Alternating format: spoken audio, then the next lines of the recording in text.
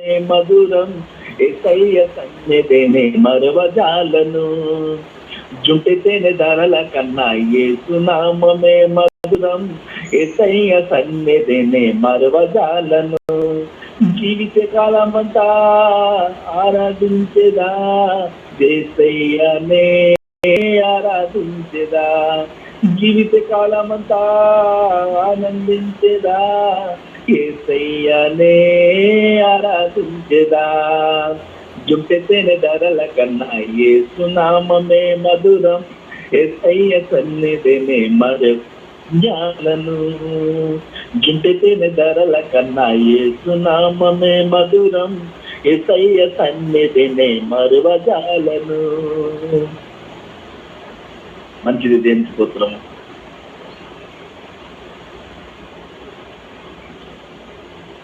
Okay, సమయం అయిపోయింది.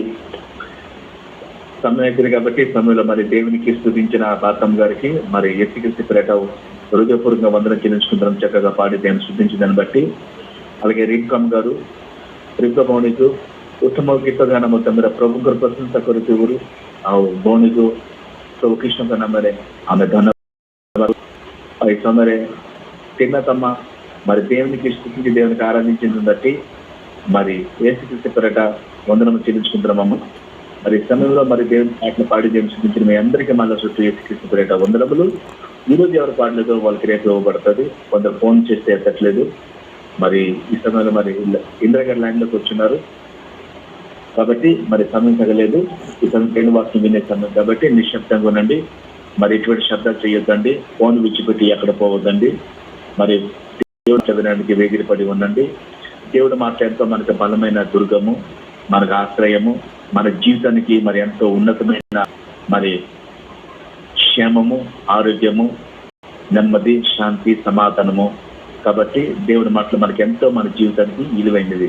కాబట్టి నిశ్శబ్దంగా మరి ఈరోజు నేను చెప్పిన ఒక ప్రకటన ఏంటంటే మరి తిన్నతమ్మ ఇంట్లో గృహగుడిగా సాయంత్రం 5:30 సమయంలో మరి దయచేసి మీ అందరూ రావాల్సిందిగా కుటుంబంతో సహా మీరు ఎవరో చెప్తున్నారో మీ బంధువులకి, మీ స్నేహితులకి అందరినీ తీసుకొని రావాలని మరి యేసుక్రీస్తు నా మనవి. మరి అతిథినో అమ్మనుకోర భౌని తిన్నతమ్మ ତାଙ୍କର ଗୃହଗୁଡ଼ିକ ଅଛି ଆଜି ଉପାସନା ଅଛି। ଦୟାକରିକି ଆପଣମାନେ ସମସ୍ତଙ୍କୁ ନିବେଦନ କରୁଅଛି ଆଉ ଆସିବା ପାଇଁ ପରିବାର ସହିତ ଆଉ ଯେତିକି ଆପଣମାନେ ସାଙ୍ଗସାଥି କିଏ କିଏ ଅଛନ୍ତି କହୁଛନ୍ତି ସମସ୍ତଙ୍କୁ ଆଉ ସେ ଦର୍ଗା ବଜାର ଆଉ ତିన్నତମ୍ମ ତାଙ୍କ ଘରକୁ ପ୍ରଭୁଙ୍କର ଉପାସନାରେ ଆଣନ୍ତୁ।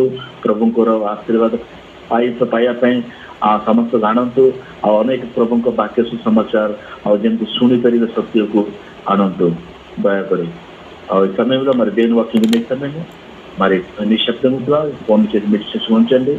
ప్రభు దేవుని దాసులు మన సహోదరులు రమేష్ గారు ఉన్నారు, మరి కటక్ గోపాల్పూర్ బాలికుదర్ నుంచి దేవుని వాక్యం మనకు అందిస్తారు। మనందరి వ్యక్తిగా ఇస్తామండి, సమయం ఆయనకి ఇవ్వబడుతుంది। ఓకే, మంచిది, దేవునికి మహిమ కలుగును గాక। మరి మనకి నాకు సమయం ఇచ్చిన ఆ దేవదేవునికి కృతజ్ఞతాస్తులు స్తోత్రం తెలుస్తూ ఫోన్ కాన్ఫరెన్స్లో ఉన్న ప్రత్యేక సహోదరులకు దేవుని అందరికీ ప్రభు యేసుక్రీస్తు పేరిట మీ అందరికీ నా వందనాలు తెలియజేసుకుంటున్నాను। ଆପଣ మన ସମସ୍ତଙ୍କୁ ପ୍ରଭୁ କୃଷ୍ଣଙ୍କ ନାମରେ ସମସ୍ତଙ୍କୁ ନମସ୍କାର ଜଣାଏ। ଆସନ୍ତୁ ଆମେ ପ୍ରାର୍ଥନା କରି ଆଗକୁ ବଢ଼ିବା। ప్రార్థన చేసుకుందామండి। మీ స్థలాల్లో మోకరించిన వారు మోకరించండి, తలలో ఉంచండి, ప్రార్థన చేసుకుందాం। సర్వశక్తుడా, సర్వోన్నతుడా తండ్రి, నీకు వందనాలు। నీ ఘనమైన, నీ అతి పరిశుద్ధమైన, నీ పూజ్యమైన నామమునకు స్తుతి స్తోత్రం చెల్లిస్తున్నాం మా తండ్రి। ए पिता परमेश्वर धन्यवाद दौचु अम्मन को ये सुंदर सुजोग देइथिबाकु धन्यवाद दौचु पिता। आमने पापी अयोग्य पिता हेले भी मध्य अम्मन को प्रेम करी तमरी सुपासना रे पिता तमरी सान्निध्य आम समस्त एकाठी है तुम्हारे नाम को प्रभु महिमा गौरव निमित्त आमको जो सुजोग दौच प्रतिदिन से धन्यवाद दौचु तंड्री नी नामलो కూడుకొనుటకు మాకు ఇచ్చిన గొప్ప ధన్యతకే నీకు కృతజ్ఞతాస్తులు స్తోత్రం చెల్లిస్తున్నాం తండ్రి। వింటున్న మా అందరికీ తండ్రి నీ స్వాధీనం ఉంచు। ఏ పితా परमेश्वर आम जितक जन शुणुचु वाक्य शुणिया जाऊँ आम समस्त को तमरी से स्वाधीन रख ତୁମରି ହସ୍ତକୁ ସମର୍ପିତ କରୁଛୁ ପିତା। ଏ ପିତା ପରମେଶ୍ୱର, ତୁମେ କଥା କହିଲେ ଆମେ ବଞ୍ଚିବୁ ପିତା। କେବଳ ଶୁଣିକି ଏ ପିତା ପରମେଶ୍ୱର ଆମେ ଜଗତର ଯେମିତି ନ ରହି ତୁମରି ବାକ୍ୟ ଶୁଣି ଆମମାନଙ୍କର ଜୀବନ ଯେମିତି କାର୍ଯ୍ୟ ପରି పితా పరమేశ్వర వ్యవహార పరిపరివు సహాయకర తండ్రి. చెప్పేవారం కాక వినేవారం కాక తండ్రి, విని నీ మాటను శ్రద్ధగా పాటించే అటు మహాభాగ్యం అందరికీ దయచేయమని తండ్రి మేము ప్రార్థిస్తున్నాం. ఇచ్చిన అవకాశం బట్టి మరొకసారి నీకు కృతజ్ఞతాస్తులు స్తోత్రం తెలుస్తూ ఈ ఫోన్ కాన్ఫరెన్స్ కాల్లో ఉన్న ప్రతి ఒక్క నిబిడలందరూ నీ స్వాధుల నుంచి మనం ప్రార్థిస్తూ సమస్త మహిమ ఘనత నీ నామనికి అర్పిస్తూ ఈ ప్రార్థన నీ కుమారుడు మరక్షకుడు ప్రభువైన యేసు క్రీస్తు పేరట అడిగి వేకుంటున్నాము తండ్రి.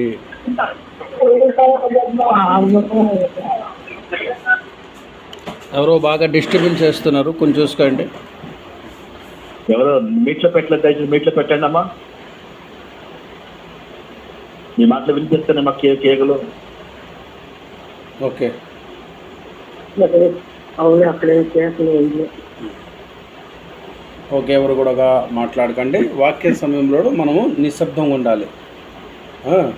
నిశ్శబ్దంగా ఉంటే మనం దేవుని వాక్యాన్ని శ్రద్ధగా మనకు అర్థమవుతుంది అన్నమాట.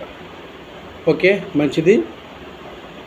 మరి ఇప్పుడు చాలా చక్కగా మరి పాటల్లో నడిపించే సోదరులకు వందన తెలుస్తున్నాను. మరి ఈరోజు ఎవరైతే పాడలేదో రేపు వారికి అవకాశం ఉంటుంది. ଆଜି ଯେଉଁମାନେ ଗୀତ ଗାଆନ୍ତି ସେମାନଙ୍କୁ କାଲି ସୁଯୋଗ ଦିଆଯିବ, ସେମାନେ ପ୍ରସ୍ତୁତ ହେଇ ରହିବେ. ଆଉ ଆମମାନଙ୍କର ଆଜିଙ୍କର ସେ ବାକ୍ୟ ଆମେ ବହୁତ ଦିନ ହେଲା ଶୁଣି ପ୍ରାର୍ଥନା ମାନେ କ'ଣ ତା ବିଷୟରେ ଆମେ କିଛି ଶୁଣିବା. మానస్ ఉన్నారు కదా లైన్లో? ఓకే, తలే మనం తెలుగులో మాట్లాడుకుందాం. ఇంకెవరు లేరులా మన రిబికా సోదరికి తెలుగు వచ్చు పూర్తిగా, అందుకు మనం తెలుగులో మాట్లాడుకుందాం. మరి మనం చాలా దినాల నుండి ఉపవాస ప్రార్థన గురించి వినుకుంటూ వస్తున్నాము. ఉపవాస ప్రార్థన ఇది చాలా గొప్పది. ఉపవాస ప్రార్థన అనేది ఏంటంటే అది దేవునితో మరీ క్లోజ్ సంబంధం దృఢపరుస్తుందండి. అంటే దేవునితో సంబంధం, దేవునితో సహవాసం ఏదైనా చేయగలదంటే కేవలం ఉపవాస ప్రార్థనే. అర్థమవుతుందండి? దేవునితో ఇప్పుడు నవీన్ పట్నాయక్ కానీ, ఇప్పుడు కొత్త ముఖ్యమంత్రి వస్తారులా కానీ, లేకపోతే ప్రధానమంత్రి మోదీతో కానీ ముఖాముఖిగా మాట్లాడడం అంటే అది దానికి ఎంత అర్హత మనకు కావాలండి? దానికోసం ఎంత ప్రయాసపడాలి మనము, అవునా కదా? ఎంత ప్రయాసపడితేనే ఆ ప్రధానమంత్రి దగ్గరికి వెళ్ళి మనము ముఖాముఖిగా మాట్లాడగలం. అంత ప్రయాసము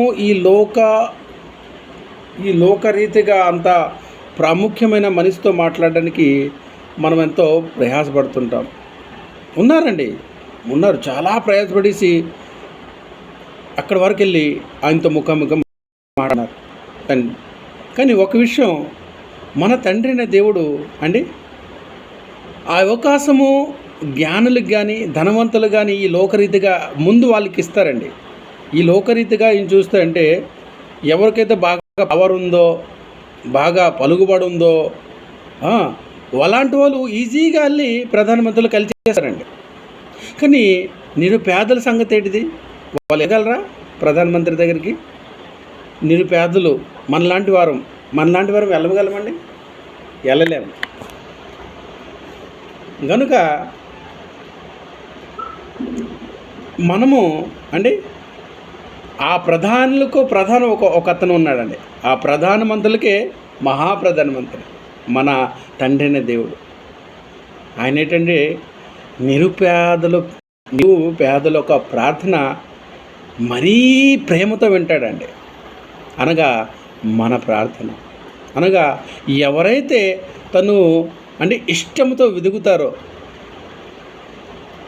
తను ఎవరైతే ప్రేమపూర్వకంగా ఆ దేవుణ్ణి, తండ్రి అయిన దేవుని వెతుకుతారో స్వయంగా ఆయనే అండి నీ ప్రార్థన వినడానికి ఇష్టపడతాడండి.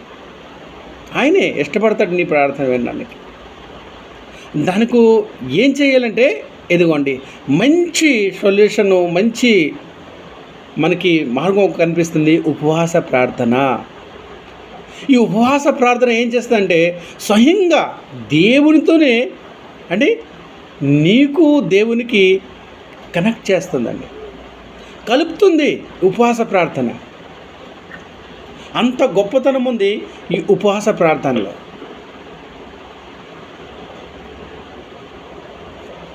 మనం చరిత్ర చూసాం కదా, ఉపవాస ప్రార్థనలో చేసిన వారు అంటే మహాయుద్ధాలు గెలిచారు. ఉపవాస ప్రార్థన చేసేవారు ఎన్నో శ్రమల నుండి బయటికి వచ్చారు. ఉపవాస ప్రార్థన చేసిన వారు గొప్ప గొప్ప రోగం నుంచి, మరణకరమైన రోగం నుంచి బయటకు వచ్చిన వారు ఉన్నారు. ఉపవాస ప్రార్థన చేసిన ద్వారా అంటే దేవునికి అతి ప్రియులుగా అయిన వారు ఉన్నారు.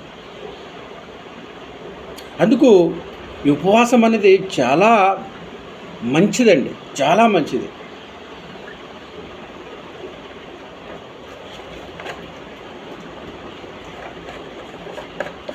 అయితే ఉపవాస ప్రార్థన కొన్ని పద్ధతి ప్రకంగా మనం చేసుకోవాలి, అది మనం తెలుసుకుంటున్నాం అన్నమాట.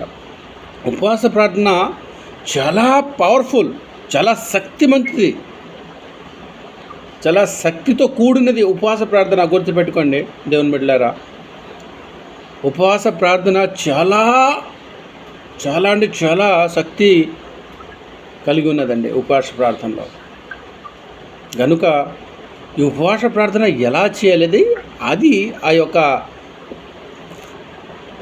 మాదిరి లేకపోతే పద్ధతి మనం తెలుసుకోవాలి.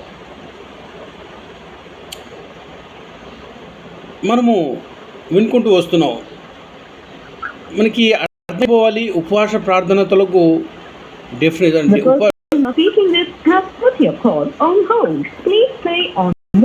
आप जिस व्यक्ति से बात कर रहे हैं उसने आपकी कॉल को कर रखा है, कृपया लाइन पर बने रहें. The person you are speaking with has put your call on hold. Please stay on the line.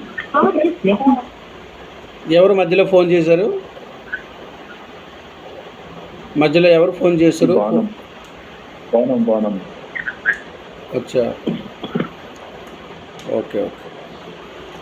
మధ్యలో అలా ఫోన్ చేయకండి, డిస్టర్బెన్స్ చేయకండి దయచేసి. ఫోన్ ఎత్తడం, ఫోన్ మళ్ళీ చేయడము ఇవన్నీ వాక్యానికి కొంచెం ఆటంకం ఉంటాయి.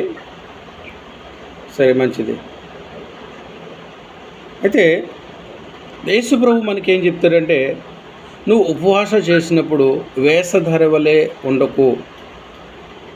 వేషధారులు ఏం చేస్తారంటే బయట ఒకటి లోన ఒకటి, అంటే వారు మనసు పూర్తిగా ఉపవాసం ఉండరు, కానీ మనుషులు చూసి నాకు మెచ్చుకోవాలి అనే ఉద్దేశంతో వారు ఉపవాసం ఉంటారండి వేషధారులు. అంటే మనస్ఫూర్తిగా అంటే దేవునికి నచ్చే ఉపవాసం వాళ్ళు ఉండరు, దేవునితో సహవాసం చేసే ఉపవాసం వారు ఉండరు, దేవునితో సమయం ఇచ్చి దినమంతా దేవునితో ఉండే ఉపవాసం వారు చేయరు. ఈ వేషధారులు ఎలాగుంటారంటే ఉపవాసం పేరుతో వారికి వారు పొగుడుకుంటారు, వారికి వారే హెచ్చించుకుంటారు. ఎలాగంటే సమాజానికి వెళ్ళి వీధుల్లో తిరిగి వారి యొక్క ముఖము ఎండబుచ్చుకొని అక్కడ నటిస్తుంటారు. అక్కడ చూసేవారు అందరూ కూడా ఏమనుకోవాలి, ఈయన ఎందుకు ఇలా ఉన్నాడు, వచ్చి అడగాలి, ఎందుకు బాబు నువ్వు ఇలా ముఖము ఎండబెట్టుకున్నావు, ఎందుకు తల్లి నువ్వు ఇలాగా నువ్వు. అప్పుడు వారు చెప్తారనమాట, మేము 2 రోజులైంది అన్నపానాలు ముచ్చుకోక, అన్నపానాలు ఏమీ తీసుకోక 2 రోజులైంది, 1 రోజైందని ఇలాగా చెప్తుంటారండి. అంటే వారు అంటే ఏం చేస్తున్నారు? హెచ్చించుకుంటున్నారు, పొగుడుకుంటున్నారు. ప్రజల ద్వారా వాళ్ళకి పొగుడింపు కావాలి. అందుకు యేసుప్రభు వారు అలాంటి ఉపవాసము దేవునికి నచ్చేది కాదు, మీరు తగిన ఫలము పొందరు అని యేసుప్రభు ఒకటి చెప్పారు. అలాగ చేస్తే మీరు తండ్రి నుండి మంచి ఫలాలు పొందుకోరు. మీరు ఏదైతే ఆశిస్తున్నారో అదే మీరు పొందుకుంటారని చెప్పారండి. మరి ఎలా ప్రార్థన చేయాలంటే ఆయన చెప్పారు ఏంటంటే, ఉపవాసం చేస్తున్నప్పుడు నువ్వు ఏం చేయాలంటే మంచిగా మంచి బట్టలు వేసుకొని, అంటే శుభ్రంగా వెళ్ళి నువ్వు గదిలోనికి వెళ్ళి ఏం చేసుకోవాలి? తండ్రితో నీ సమయం గడుపు. తల స్నానం చేసుకొని నీట్ అండ్ బాగా ఫ్రెష్గా వచ్చి నేను చేయాలి, గదిలోనికి వెళ్ళి ఆ దినమంతా దేవునితో గడుపు. అది చాలా మంచిది. అలా చేసిన ద్వారా రహస్యం ముందున్న నీ తండ్రి నీ మనవి వింటాడు అనేది అక్కడ చెప్పారు. ఇక్కడ యెషయా గ్రంథంలో వచ్చేసరికి మన తండ్రి మరి ఉపవాస ప్రార్థన గురించి ఆయనకి ఎలాంటి ఉపవాసము నచ్చుతుందో అది ఆయన చెప్తున్నారు. విన్నాం కదండి, యెషయా గ్రంథము 58:6 కొన్ని చదివాం కదా అండి. యెషయా గ్రంథము 58:6 ఆయన కొన్ని ఎలాంటి ఉపవాసం ఆయనకి నచ్చుతుందో అనేది ఆయన మనకి చెప్పారండి. ఏం చెప్పారంటే, దుర్మార్గులు కట్టిన కట్లను విప్పుట, అంటే కాడి మాను మేకులను తీయుట, బాధింపబడిన వారిని విడిపించుట, ప్రతి కాడి విరగొట్టుటయు నేనే ఏర్పరచుకున్న ఉపవాసము. ఇది ఆయన ఏర్పరచుకున్నాడు. ఇలాంటి ఉపవాసం ఆయన ఎవరు? దేవుడు ఏర్పరచుకున్నాడండి. ఎవరైతే లోకరీతిగా బంధింపబడి ఉన్నారో, మీరు రక్షింపబడిన మీరు, విడుదల పొందుకున్న మీరు వారి దగ్గరికి వెళ్ళి వారి కట్లు విప్పండి. దేని చేత? వారు దేని చేత బంధింపబడి ఉన్నారు? ఈ లోకము ఆచరణ చేత. ఏమి సంపాదించుకుందామా, ఎంత సంపాదించుకుందామా అని లోకంలో ఉంటూ అసలైన జీవితం మర్చిపోతున్నారు వారు. ఏంటిది? ఈ లోకము నాకు శాశ్వతం కాదు, ఇంకొక లోకం ఉంది, అది పరలోకము, అది శాశ్వతంది. నేను అక్కడ ప్రాణం విడిచిపెట్టి మరొకము నేను అక్కడికి వెళ్ళిపోవాలి అని ఈ లోకానికి తెలియకుండా బ్రతికేస్తున్నారు. కనుక ఈ విషయము విడిపింపబడిన వారు వెళ్ళి చెప్పాలి. అర్థమైందండి? ఎవరు విడిపింపబడి ఉన్నారు? ఎవరైతే క్రీస్తులో బాప్టిజం పొంది రక్షింపబడి ఉన్నారో వారు విడిపింపబడి ఉన్నారు వారు. అర్థమవుతుంది? మరి బంధింపబడిన వారు ఎవరు? ఆ దుర్మార్గం బంధింపబడే అనేక అన్ని జనులు ఉన్నారండి. చీకట్లో బ్రతుకుతున్నారు. సైతాను వారిని ఏం చేశాడండి? అనేక ప్రకారమైన ఎవరికైతే డబ్బు పించుంటుందో, ధనం పించుంటుందో ఆ ధనంతో వాడు ఏం చేశాడు? కట్టి పడేశాడు. ఎవరికైతే ఆస్తులు గడించుకోవాలని ఒక పిచ్చుంటుందో, లేకపోతే ఆ యొక్క వాడు ఆ పాస్తుల మీదనే వాడు ధ్యానించేటట్టు వేరే మీద దేనికి ధ్యానించకుండా ఆ కట్లతో కట్టి ఉంచున్నాడు. కొంతమందికి ఏం తిందుమా, ఏం త్రాగుదుమా, తిరుగుదుమా అనే ఈ లోకములో ఉన్న సంతోషములో వారు బాగా ఎంజాయ్ చేస్తుంటారు. కానీ అసలైన జీవితం పరలోకం ఉందని మర్చిపోతుంటారు. అలాంటి వారు బంధింపబడిన వారు కదా, అలాంటి వారి కొరకు వెళ్ళి ఈ దేవుని మాటలు చెప్పి విలువైన గొప్ప దేవుని సువార్త చెప్పేవారిని విడిపించడమే ఈ రక్షింపబడిన వారు బాధ్యత. మన కొంతమంది క్రైస్తవులు అయినప్పుడు కూడా కొన్ని వారు చెడు అలవాట్ల నుండి బయటికి రాలేరు. వారు కూడా ఏమైనారు? ఆ దుర్మార్గు కట్టిన కట్లతో బంధింపబడి ఉన్నారు. ఉదాహరణకి చాలామంది క్రైస్తవులే కానీ మందు తాగుతుంటారండి, సారా తాగుతుంటారు. క్రైస్తవులే చర్చికి వెళ్తుంటారు కానీ మందు తాగుతుంటారు, సారా తాగుతుంటారు. ఏమైనారు? ఆ దుర్మార్గుడు ఏం చేశాడండి? ఆ మందు అలవాటుతో ఆయనకి ఏం చేశాడు? ఆయన కానీ ఇప్పుడు లేడీస్ జెంట్స్ ఇద్దరు తాగుతున్నారండి, బంధింపు అని కట్టి వేసాడు అన్నమాట. అప్పుడు ఏంటి? నువ్వు ఒక క్రైస్తవుడుగా, ఒక క్రైస్తవురాలుగా ఎప్పుడైతే దేవుని వాక్యము నువ్వు వింటున్నావో, దేవునికి అలాంటిది ఇష్టం లేదు అని తెలుసుకుంటున్నావో, అప్పుడేం చేయాలి? ఆ సారా కానీ, సిగరెట్ కానీ, గుడాకు కానీ, ఖైనీ కానీ, వేరే ఏదైనా కూడా నశ పదార్థాలు మన శరీరానికి, మన హృదయానికి నష్టపరిచేవి, దాన్ని ఏం చేయాలి? విరగగొట్టాలి. అర్థమవుతుందండి? తెంపివేయాలి, విప్పివేయాలి, వాటి నుంచి మనకు విడుదల పొందుకోవాలి. ఇది క్రైస్తవులు చేసిన ఈ పని చేయాలన్నమాట. అర్థమవుతుందండి? ఉపవాసం అంటే ఏంటిది? తండ్రి అయిన దేవునికి ఇది నేను ఏర్పరచుకున్న ఉపవాసం అంటున్నాడు అండి. మనుషులు ఏర్పరచుకున్న ఉపవాసం వేరే, గుర్తుపెట్టుకోండి. మనుషులు ఏర్పరచుకున్న ఉపవాసం అది ఎలాగంటే, మనుషులు ఎలా ఉపవాసం ఉంటారంటే, నేను పలా రోగంతో పీడింపబడుతున్నాను, ఈ రోగం పోవాలని వారు ఉపవాసం ఉంటారు. మరి నా బాబు మంచి మార్కుల్లో పాస్ అవ్వాలి అని కొంతమంది ఉపవాసం ఉంటారు. విద్యార్థులు పాస్ అవ్వాలి, మంచి ఉద్యోగం కొట్టుకోవాలి అని ఆ ఉద్యోగం పొందుకోవాలనే పేరుతో ఉపవాసం ఉంటుంటారు. ఇలా రకరకాలమైనది వారు సొంత ఏర్పరచుకుని ఉపవాసం ఉంటారు, వారి సొంత ఉద్దేశాలు. అది కాదండి, అది కాదు. ఈ లోక రీతిగా లేకపోతే లోక ఆశలు, లోకములో ఉన్నదంతా నీవు ఏదో పొందుకోవాలని ఉపవాసం ఉంటే నీ ఉపవాసం వ్యర్థము, దేవుడు వినడు. కరెక్ట్? అది అంటే నీ ఉద్దేశం, ఇది ఏదైతే ఉపవాసం ఉంటున్నో ఆ మంచి ఉద్దేశంతో, అనగా దేవుడు చెప్పిన దాన్ని నెరవేర్చి అప్పుడు నీ ఆశ ఏదో ఉంటుందో అది దేవునికి తెలియజేయి. అర్థమవుతుందండి?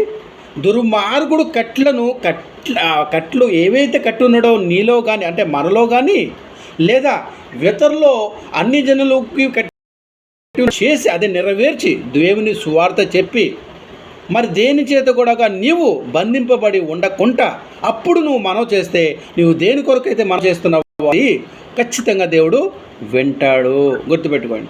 ముందు మనం నెరవేర్చాలి, ముందు ఆ బంధకము నుంచి మనం విడిపించబడాలి, అప్పుడు మన సమస్యను దేవుడు వింటాడు. గుర్తుపెట్టుకోండి. ఏ సమస్య కావచ్చు, ముందు ఏ బంధకముల చేత మనం నిద్ర చేత బంధింపబడి ఉన్నామా అండి, సినిమాల చేత బంధింపబడి ఉన్నామా, సీరియల్ చేత బంధింపబడి ఉన్నామా, లేకపోతే నశ పదార్థముల చేత బంధింపబడి ఉన్నామా, అది మనకు మనం పరీక్షించుకుంటూ దాన్ని విడిచిపెట్టి అప్పుడు ఉపవాస ప్రార్థనతో దేవుడు మన సమస్యను దేవుని పాదాల దగ్గర పెడితే దేవుడు నీ మనవి అనగా నీ ప్రతిఫలము, నువ్వు ఏదైతే కోరుకున్న ఆ ఫలాన్ని నీకు అక్కడ మత్స్య సురత అదే చెప్పాడనమాట.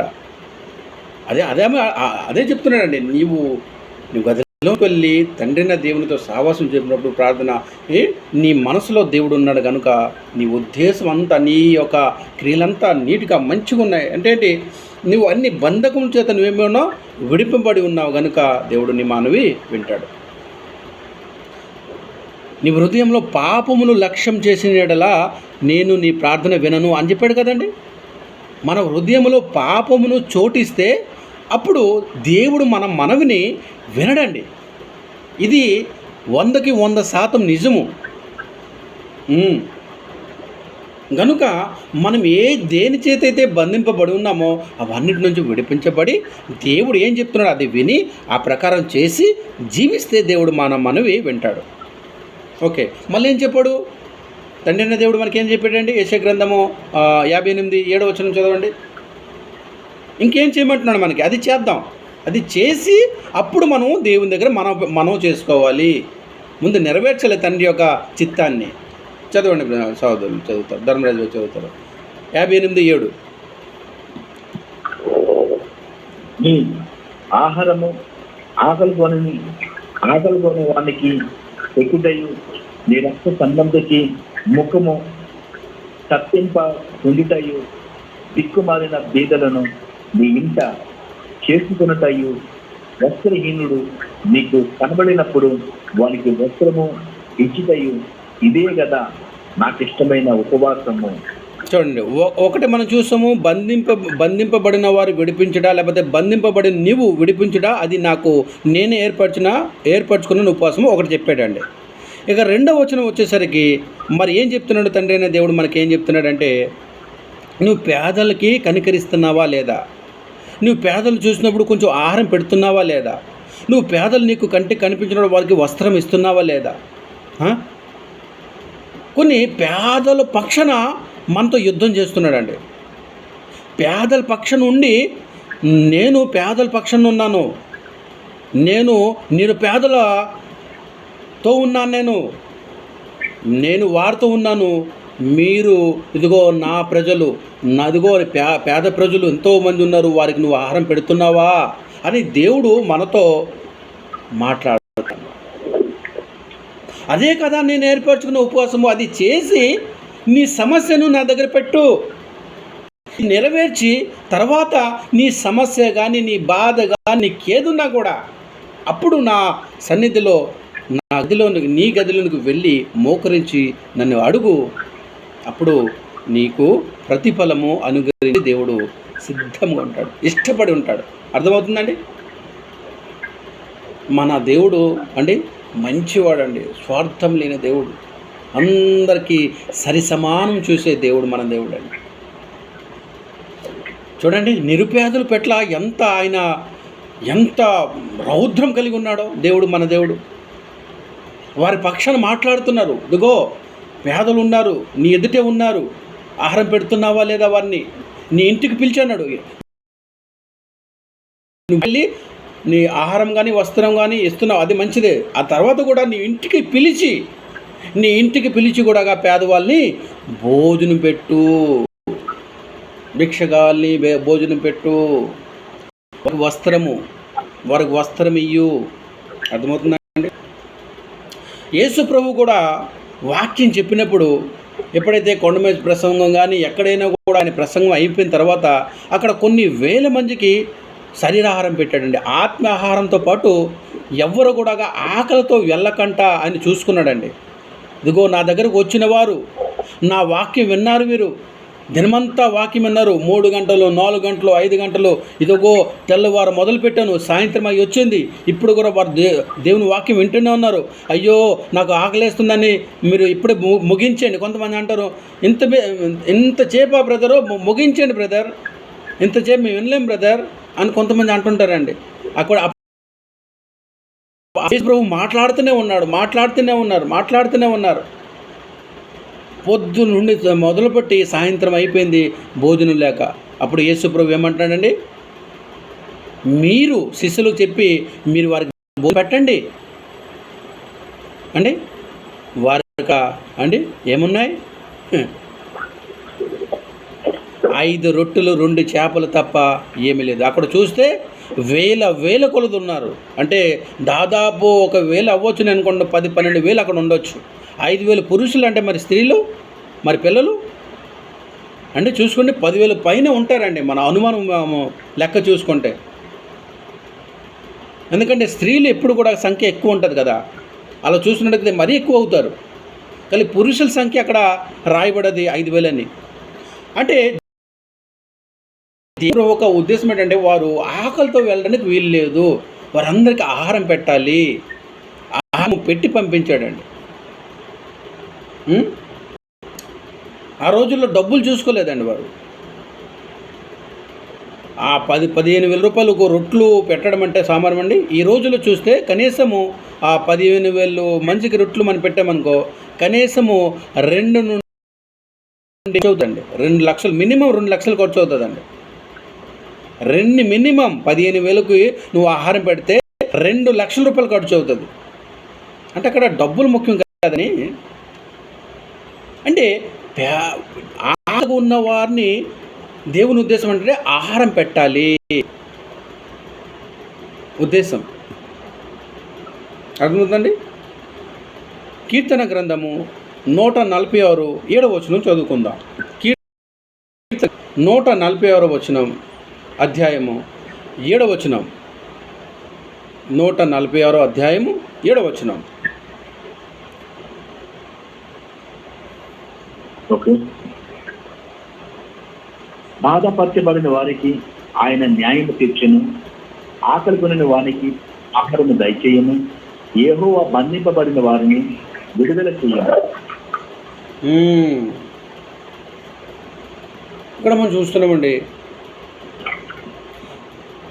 బాధ పరచబడు వారికి ఆయన న్యాయము తీర్చునండి. ఎవరైతే బాధగా ఉంటారు కదా, కష్టాలతో ఉంటారు కదా, మనం అనుకుంటున్నాం నా బాధ దేవుడు వినట్లేదు, ఎన్నో కష్టాలతో ఉన్నాను దేవుడు వినట్లేదు. కానీ దానికి ముందు మనమే ప్రశ్నించుకోవాలి, నేను సరిగ్గా ఉన్నానా? నా ప్రార్థన దేవుడు వినడానికి నా అలవాట్లు, నా పద్ధతులు అన్నీ బాగున్నాయా? దేవునికి నచ్చేటట్టున్నాయా? అది మనం ముందు చూసుకోక మనము దేవుని మీదే నిందే చేస్తుంటామండి. ఏంటి, దేవుడు ఎన్ని కష్టాలతో ఉన్నాను, దేవుడు నా మనవి వినట్లేదు, ఎన్ని బాధలతో ఉన్నాను, దేవుడు అసలుకి నా బాధ తీర్చట్లేదు, ఎప్పటి నుండి నేను ఉపవాస ప్రార్థన చేస్తున్నాను, దేవుడు వినట్లేదు అని నిందలు వేస్తుంటాం. అని దేవుడు మనసు ఎటువంటిదో తెలుసా? బాధపడు వారికి ఆయన న్యాయము తీర్చును అనేటి అర్థం ఏంటండి? నువ్వు బాధకుంటూ ముందు ఆయన న్యాయం తీర్చడానికి ముందు వస్తాడండి నీ దగ్గరికి. కానీ మనం సరిగ్గా ఉన్నామా లేదా, దేవుని మాట వింటున్నామా లేదా, దేవునికి అనుకూలంగా ఉన్నాం లేదా అని మనకు మనం చూసుకోవాలండి ముందు. మనం ఏమంటున్నాడండి, ఆకలి ఉన్న వారికి ఆహారము దయచేయును అండి. ఆకలి ఉన్న వారికి ఎవరు కూడా ఆకలి ఉంటే ఆయన సహించలేడండి, ఆయన సహించలేడు. మరి స్వయంగా ఆయన వచ్చి ఆహారం పెట్టాలా?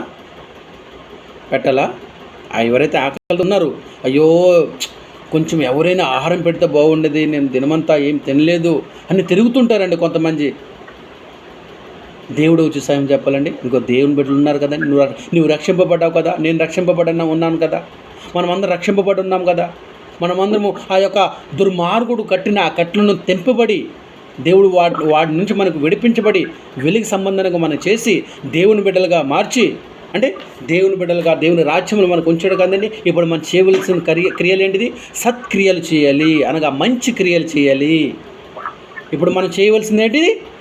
మంచి క్రియ, సత్క్రియ చేయాలి. సత్క్రియ చేసి దేవునికి మహిమపరచాలి. ఆ సత్క్రియ ఏంటిది? ఆ సత్క్రియలో ఒక క్రియ, నీవు పేద ప్రజలకు ఆహారం పెట్టడం. అర్థమైందండి? ఆ సత్క్రియలో ఒక క్రియ, నీవు పేద ప్రజలకు వస్త్రము పెట్టడము. ఆ సత్క్రియలో ఒక క్రియ, నీవు పేదల్ని ఇంటికి పిలిపించి చక్కటి భోజనం పెట్టడము అండి. చాలామంది ఏం చేస్తుంటారో తెలుసా అండి, పాస్టర్కి పిలిపించి మంచి భోజనం పెడుతుంటారండి. మంచి భోజనం పాస్టర్స్కి పిలిపించి మంచి భోజనం పెడుతుంటారు. అది పెట్టొద్దు నేను అనట్లేదండి. దేవుడు పాస్టర్లకు వచ్చి భోజనం పెట్టండి అని ఎక్కడ కూడా అంటే వాళ్ళకి సన్మానించవచ్చు. మనం ఏదైతే మనం అనుభవిస్తున్నామో వాటికన్నా వాళ్ళకి ఇవ్వచ్చు ఎక్కువగా అని కొత్త నిబంధనలో మనం చదువుకుంటాము, పాత నిబంధనలు చదువుకుంటాం. నేను అది కాదనట్లేదండి. కానీ వాళ్ళకి పెడుతున్నాం మంచిదే, వాళ్ళకి మంచి ఆహారం పెడుతున్నాం మంచిదే, పాస్టర్లకి మంచి మాంసము, మంచి నీచు, మంచి సన్మానిస్తున్న మంచిదే. మరి వారితో పాటు పేద ప్రజలు కూడా దేవుడు చెప్పాడు కదా, వాళ్ళకి కూడా మనం భోజనం పెట్టని. అది చేస్తున్నామా మనం? అది కూడా మనం చేయాలి. ఆకలి ఉన్న వారికి ఆహారము దయచేయును, యెహోవా బంధింపబడిన వారిని విడిపింపజేయును, విడుదల దయచేయును అంటే చూసారండి. ఎవరు బంధింపబడి ఉన్నారు? నీవు ఎవరికైతే ఆహారం పెడతావో ఆయనకి దేవుడు మాటలు చెప్పే అవకాశము నీకు అక్కడ ఏర్పరచబడుతుంది. అయ్యా మా ఇంటికి రా భోజనానికి, అమ్మా మా ఇంటికి రా భోజనానికి అని పిలిస్తే ఆయన వచ్చి భోజనం చేసినప్పుడు అప్పుడు నువ్వేం చేస్తావు? దేవుని వాక్యాన్ని ప్రకటించినప్పుడు ఆ దేవుని వాక్యము దుర్మార్గుడు కట్టిన ఆ కట్లను ఆ వాక్యం ఏం చేస్తుందండి? తెంపుతుంది. ఉదాహరణ చెప్తాను. ఉదాహరణకి మనందరికీ డేవిడ్ సార్ తెలుసు కదండి.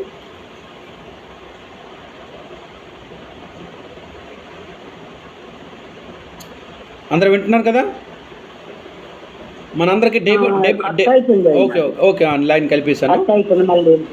ఓకే డేవిడ్ అన్న అందరికి తెలుసు కదండి. డేవిడ్ అన్న వైజాగ్ నుండి డేవిడ్ అన్న అందరికి తెలుసు కదా. డేవిడ్ అన్న గారు ఒకసారి మొక్రాబాక్సైలో ఉన్నప్పుడు ఆయనతో పాటు ఇంకొక ఎగిరిగోళ్ళు అప్పుడు పనిచేసేవారు. ఆ కట్టకు వచ్చినప్పుడు అప్పుడు సరిగ్గా క్రిస్మస్ రోజే వచ్చారు. నేను మొక్కరవాక్సలో నిర్మాణ సంఘానికి వెళ్ళేవాడిని. అప్పుడు వారు కనిపించగా నేను చూసాను, మరి ఈరోజు క్రిస్మస్ మా ఇంటికి రండి భోజనం కానీ వాళ్ళు పిలిపించానండి. వారిని పిలిచి మంచి భోజనం పెట్టి కొన్ని దేవుని వాక్యాలు వాళ్ళకి చెప్పి సువార్త చెప్పి కొన్ని పత్రికలు వారి చేతికి ఇచ్చి పంపించానండి. ప్రార్థన చేసి పంపించాను. ఆ తర్వాత కూడా వారి కొరకు నేను ప్రార్థన చేశాను. దాని ప్రతిఫలంగా కొన్ని సంవత్సరాలు అంటే ఆ రోజు నేను సువార్త ప్రకటించాను, వారికి భోజనం పెట్టి చక్కగా 2 పత్రికలు దేవుని పత్రికలు ఇచ్చి పంపించాను. కొన్ని సంవత్సరాలు దాదాపు 4-5 సంవత్సరాల తర్వాత నాకు ఒక కాల్ వచ్చిందండి, ఫోన్ వచ్చింది. డేవిడ్ అన్న గారు ఫోన్ చేసి ఎక్కడ వెళ్ళి ఖత్తర్ అంటే దుబాయ్ ఖత్తర్ అంటే తెలుసు కదండి, ఆ బయట ప్రదేశంలో పని చేసుకోవడానికి ఆయన వెళ్ళి అక్కడి నుంచి ఫోన్ చేసి మరి నాకేమన్నారంటే, సహోదరులా బాగున్నారా, క్రైస్తవుడు అని చెప్పారు. క్రైస్తవుడు చెప్తున్నా ఎవరో క్రైస్తవులు అనుకుని క్రైస్తవుల బ్రదర్ ఎవరు మీరు అని అడిగినప్పుడు నేను డేవిడ్ నారాయణ, ఆయన పేరు ముందు నారాయణ సార్ మేము పిలిచాము, నారాయణ సార్ అని. ఇప్పుడు బాప్టిజం తీసుకుని ఆయన డేవిడ్ అని పెట్టుకున్నారనమాట. ఇప్పుడు నారాయణ సార్ డేవిడ్ అన్నారు. డేవిడ్ అంటే ఎవరు నాకు తెలియదు అనుకంటే అప్పుడు అన్నారు నేను నారాయణ సార్ని మాట్లాడుతున్నాను బ్రదర్ అన్నప్పుడు అయ్యో నాకు ఆశ అయిపోయింది. ఈయన దివాన్ బజార్లో ఆయన ఇల్లు, దివాన్ బజార్లో అప్పుడు ఉండేవాడు బాగా విగ్రహారాధనతో నిండి ఉన్న ఆ యొక్క దివాన్ బజార్ మొత్తం మందిరం ఉంటుంది, వాళ్ళకి తిరిగిపో అన్ని రకాల మందిరాలు ఉంటాయి. అలాంటి విగ్రహారాధనకు సంబంధించిన ఈ వ్యక్తి బాగా పూజలు పుణ్యాలు చేసుకుని ఎలా బ్రతికే ఈ వ్యక్తి ఎలా మారాడరా అని అనుకునేసరికి ఆ సహోదరులు డేవిడ్ అన్నగారు ఏమంటానంటే, బ్రదర్ మీ ఇంటికి ఒకసారి వచ్చాను, మీరు చక్కటైన భోజనం పెట్టారు, ఆ దేవుడు మాటలు చెప్పారు, కొన్ని పత్రికలు కొన్ని పుస్తకాలు నాకు ఇచ్చారు, ఇప్పుడు కూడా గుర్తుంది. ఆ దినము దేవుడు ఈ దినముగా నాకు మార్చేశాడు, నేను క్రైస్తవుడిగా మారిపోయాను, దేవుడిని నమ్ముకున్నాను బ్రదర్ అన్నాడు. నేను చాలా సంతోషించాను. ప్రభువా, ఎన్నో సంవత్సరాల క్రితం అంటే మనం విత్తనం వేస్తే అది కొన్ని సంవత్సరాల తర్వాత అది చెట్టుగా మారింది. అర్థమవుతుందండి? ఫలించేవాడు దేవుడు, పని చేయాలి మనం, దాన్ని వృద్ధి చేసేవాడు దేవుడు. విత్తనం వేసే పని, నీరు వేసే పని మందైతే దేవుడు దానికి వృద్ధి చేసేవాడు దేవుడు. అలాగే మనం ఈ పేద ప్రజల్ని ఇంటికి పిలిచి భోజనం పెట్టినప్పుడు వారికి ఏం చేస్తామండి, ఆ దేవుని వాక్యం చెప్పే అవకాశం మనకు దొరుకుతుంది అన్నమాట. వారు దేని చేత బంధింపబడి ఉన్నారు? దుర్మార్గుడు అనేక లోకరీతిగా బంధింపబడి ఉంచున్నాడు. ఆ ధనవంతుడి లెక్క. ధనవంతుడికి ఏం కనిపించట్లేదు, తినటము త్రాగటము సుఖించడం తప్ప. దేవుడున్నాడు, దేవుడు మాట్లాడాలి, ధర్మశాస్త్రం ఉంది, అవి నన్ను పాటించాలి, దేవుని మార్గాలు నడవాలి, నా శుద్ధించపరచుకోవాలి, నా హృదయాన్ని శుద్ధిపరచుకోవాలి, ఈ నా హృదయం అనే ఆలయము దేవుని ఉండే ఆలయము అని తన ఇష్టానుసారంగా జీవించాడు కనుక పాతాళానికి వెళ్ళిపోయాడు, వేదన పడుతున్నాడు, శ్రమ పడుతున్నాడు, చాలా కష్టం అనుభవిస్తున్నాడు. కానీ లాజరు అలా చేయలేదు. తన హృదయాన్ని శుద్ధపరిచి ఉంచుకున్నాడు, పరిశుద్ధపరిచి ఉంచున్నాడు, దేవునికి స్థానం ఇచ్చాడు, తన హృదయంలో దేవుని ఆత్మకు స్థలం ఇచ్చాడని, ఉండటానికి, బస చేయడానికి.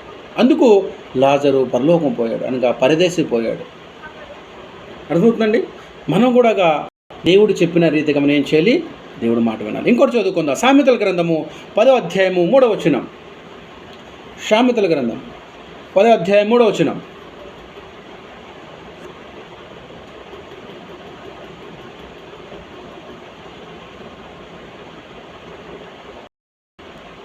ఓకే. యెహోవా నీతిమంతుల్ని ఆగగొననియ్యడు, భక్తిహీనుని ఆశ భంగము చేయను. యెహోవా నీతిమంతులకి ఆకలగొననియ్యడండి. నీవు నీతిగా బ్రతుకుతున్నావా? నీ ఇంట్లో ఆహారము కొదువుగా ఉండదు, గుర్తుపెట్టుకో. అయ్యో వారికి ఇచ్చేసి నా సంగతి ఏంటిది అనుకుంటున్నావా? భయపడకు. నువ్వు వారికి పెట్టు ఆహారము. నువ్వు నీతిమంతుడుగా దేవుడు నిన్ను అంటే గుర్తిస్తాడు. మరి నీతిమంతులు నిన్ను ఆకలి కొననీయనని మాట ఇస్తున్నాడు. వారికి పెట్టితే నా సంగతి ఏంటి, వారికి వస్త్రం ఇస్తే నా సంగతి అనుకుంటున్నావా? అనుకోవద్దు. నీ దేవుడు భూమి ఆకాశం సృజించిన అంత గొప్ప దేవుడు నీతో ఉన్నాడు. ఆయన నీతిమంతులకి ఎప్పుడు కూడా ఆకలి కొననీయుడు. సింహపు పిల్లలు ఆకలి కొనునేమో, సింహపు పిల్లలు ఆకలి కొనునేమో. యెహోవాను నమ్ముకున్న ప్రతి బిడ్డలు ఆకలి కొననీయడు. మంచివాడండి దేవుడు. మన దేవుడు చాలా మంచివాడు. మీ ప్రపంచంలో అంటే ఈ ప్రపంచంలో తల్లిదండ్రులు ఎంతమంది ఉంటారు కదండి. ఈ తల్లిదండ్రులు బెస్ట్ అనుకుంటారు కానీ ఆ తల్లిదండ్రుల కన్నా ఈ ప్రపంచంలో ఉన్నా కూడా మన తండ్రి అయిన దేవుడు అందరికన్నా అంత గొప్పవాడు, అంత మంచివాడు. మనకి ఆకలి కొననీయుడు. నీతిమంతులకి గుర్తుపెట్టుకోండి. అనీతిమంతులు కాదు, నీతిమంతులకి, దేవుడు మాట వినేవారికి, దేవుడు మార్గంలో నడుచుకున్న వారికి, దేవుడంటే ప్రేమ, దేవుడంటే శ్రద్ధ, దేవుడంటే ఇష్టము పడే వారికి అండి ఆకలి కొననీయడు. సామెతల గ్రంథం 25వ అధ్యాయము 21వ వచనం. చివరిగా ఒక వచనం చదువుకొని మనం ప్రార్థన చేసుకుందాం. సామెతల గ్రంథం 25వ అధ్యాయము 21వ వచనం.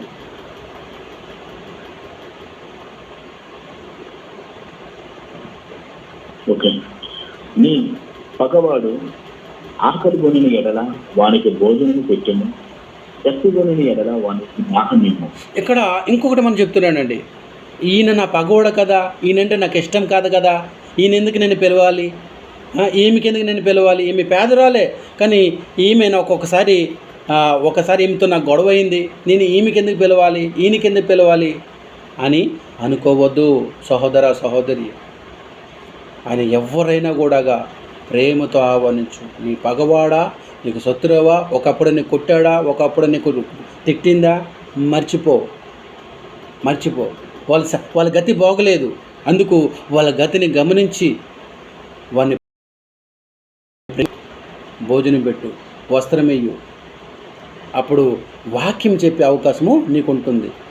దేవుని వాక్యం చెప్తే ఏమో చెప్పలేము, నువ్వు విత్తనమైతే వేస్తావు వాక్యం చెప్పి, అది ఎప్పుడు ఫలిస్తుందో నీకు తెలియదు, దేవుడు చూసుకుంటాడు. అది డేవిడ్ అన్నగారు చెప్పాను కదండి, చెప్పాను 5 సంవత్సరాల క్రితం. ఆయన 5 సంవత్సరాల తర్వాత మారి నాకు ఫోన్ చేసి, బ్రదరు ఆ రోజు మీరు సువార్త చెప్పారని నాకు గుర్తుంది, దేవుడు ఈరోజు నాకు మార్చేశాడు బ్రదర్ అని చెప్పి నాకు సంతోషం అనిపించింది. మనం విత్తనమే తెయ్యాలి, ఫలించేవాడు దేవుడు. చెట్టు అంటే ఆ చెట్టుకి ఫలాలు ఇచ్చేటట్టు చేసేవాడు దేవుడు, వృద్ధి చేస్తాడు దేవుడు. కానీ మన పని మనం చేయాలి. ఓకే. భోజనం పెట్టడం మంచిదండి. దేవుని బిడ్డలకు భోజనం పెట్టడం, మనసారా భోజనం పెట్టడము మంచిది, చాలా మంచిది. ఒక మాట గుర్తుపెట్టుకోండి, మనము ఇదో సువార్త కొడుకు పెట్టుకుంటున్నాము. మీరు గుర్తుపెట్టుకోండి, ఒక్క మాట బాగా గమనించండి. మీ అందరూ అప్పు చేసి ఎవరు కూడా భోజనం పెట్టకండి. అప్పు చేసి మీకడ ఎంతైతే ఉంటుందో దాంట్లో అన్నము పప్పు పెట్టేస్తాను అని చాలు అనుకునే మీకు తోమతను బట్టి మీరు పెట్టండి తప్ప. ఎందుకంటే పెట్టడం మంచిదండి. ఆహారం పెట్టడము, దేవుని బిడ్డలకి ఆహారం పెట్టడము, వచ్చిన వారందరూ కూడా భోజనం పెట్టడము చాలా మంచిది. అయితే నేను ఒకటే మాట అంటున్నాను, అప్పు చేసి పెట్టకండి. మీకడ ఎంతైతే ఉంటుందో దాంట్లోనే మీరు పెట్టండి, అప్పు చేసి పెట్టకండి. అయ్యో నేను అప్పు తిన్నా, కొంతమంది ఉంటారు వాళ్ళు వస్తున్న నాకు నేను చూపించుకోవాలి, పలానా పలానా పలానా పలానా ఒక 10 ఐటెం చేసి పెట్టేస్తాను, నాకు పేరు వచ్చేస్తుంది అనే మనస్తత్వం కలిగి ఉండకండి. ఎంతైతే ఉంటుందో అప్పు చేయక నీకు కలిగిన దాంట్లో నువ్వు ఆహారం పెట్టు, మంచిది. అది అన్నం పప్పు పెట్టే పర్లేదు, కానీ అప్పు చేసి మాత్రం పెట్టకు. ఎంత ఉందో దాంట్లో పెట్టు. ఓకే. ఆహారం పెట్టడం మంచిది అని గుర్తుపెట్టుకోండి. వచ్చిన వారందరికీ ఆహారం పెట్టడం చాలా మంచిదని గుర్తుపెట్టుకోండి. ఓకే. ప్రార్థన చేసుకుందాం. మహోన్నతుడా, సర్వోన్నతుడా తండ్రి, నీ వందనాలు. నీ ఘనమైన, నీ అతి పరిశుద్ధమైన నామమునకు వందనాలు తండ్రి. అనేక విలువైన సంగతులు మాతో మాట్లాడుతున్నావు, నీకు వందనాలు తండ్రి. మేము వినేవరం కాక చెప్పేవరం కాక తండ్రి, నీ వాక్యాన్ని పాటించి ఆ ప్రకారం మా జీవితాల్లో నీకిష్టంగా మార్చుకునే మా భాగ్యము దయచేయమని ప్రార్థిస్తున్నాము. వీరి వారందరినూ నీ హస్తాన్ని సమర్పించుకుంటూ ఈరోజు జరగబోతున్న సాయంత్రము త్రినంతమక సువార్త కూడిక ఈరోజు ఉంది నాయన. వాతావరణాన్ని ఆదరించండి. వచ్చిన వారందరినీ నీ ఆత్మాహారంతో పాటు నాయన ప్రభా అనుగ్రహించండి తండ్రి. ఇదిగో మాకు ఇచ్చిన అవకాశం బట్టి మరొకసారి నీకు మనసారా స్తుతిస్తూ ఘనపరుస్తూ నాయన ధన్యవాదాలను తెలియజేసుకుంటూ ఈ ప్రార్థన నీ ప్రియకుమారుడు మా రక్షకుడు ప్రభువైన యేసుక్రీస్తు పేరట అడిగి వేడుకొంచున్నాము తండ్రి. ఆమె అందరికి వందనాలండి, అందరికి వందనాలు. ధర్మ బ్రదర్కి అప్పగించేస్తున్నాను. స్తోత్రం.